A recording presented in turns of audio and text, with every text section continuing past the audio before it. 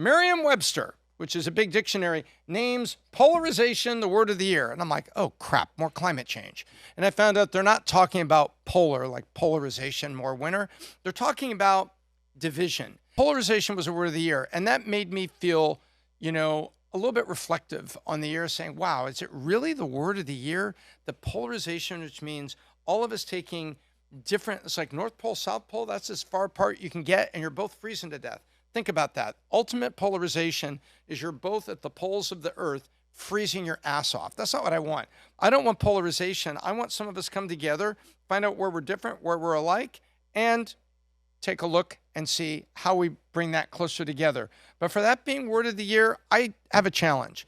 Use AskVTAI for what the word of the year in past years were and find out what they were. It's very interesting and very telling.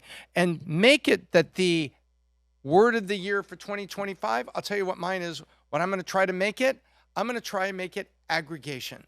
Can we aggregate how we feel? Aggregation doesn't mean become similar.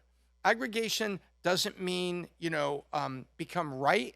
Aggregation means we aggregate everything, meaning we can you can aggregate different opinions at the Thanksgiving table and love your relatives and have civil conversations without destroying the love and togetherness of family at dinner, right? They say you can't pick your family, you can pick your friends, and sometimes family, you get together at Thanksgiving, you get around a very small table, put a bunch of food out there, a bunch of people you don't necessarily like, and hand everyone a knife. So it's like, that is where polarization can end in drama.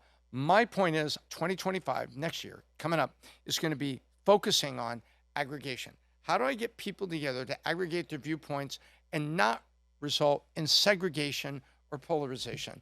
That's where I'm going. You should too. Use AskVTAI and go look up those words of the year for past years. Be very surprised. Talks about the mood of things. How can you change it?